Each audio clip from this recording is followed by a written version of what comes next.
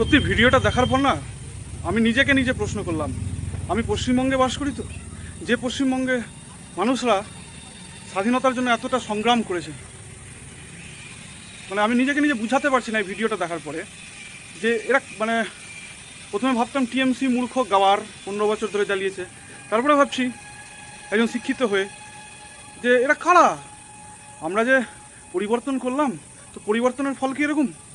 আজকে আমরা যে মানে স্বাধীনভাবে যে নিঃশ্বাসটা নিতে পারছি এই ফরওয়ার্ড ব্লকের জন্যই নিতে পারছি, এদের জন্যই আমরা সব কিছু করতে পারছি। আজকে কি বলছে শ্যামাপ্রসাদ মুখার্জি মাথা ফাটিয়েছিল কারা, ফরওয়ার্ড ব্লকের গুন্ডা বাহিনী। তো ফরওয়ার্ড ব্লকটা তৈরি করেছিল নেতাজি সুভাষচন্দ্র বসু।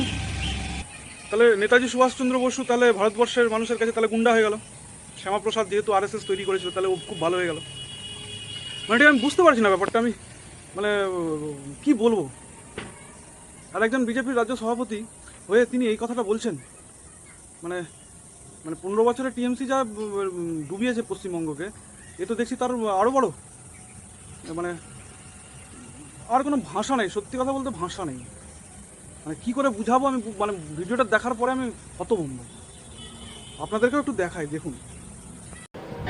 পশ্চিমবঙ্গের রাজনীতিতে শ্যামাপ্রসাদের রাজনৈতিক যাত্রা খুব একটা মসৃণ ছিল না। এই মোহাম্মদ আলী পার্কের শ্যামাপ্রসাদ মুখার্জি বক্তৃতা করছেন, ফরওয়ার্ড ব্লকের গুন্ডারা শ্যামাপ্রসাদের মাথায় পাথর মেরে থেকে রক্তাক্ত করে দিয়েছিলেন।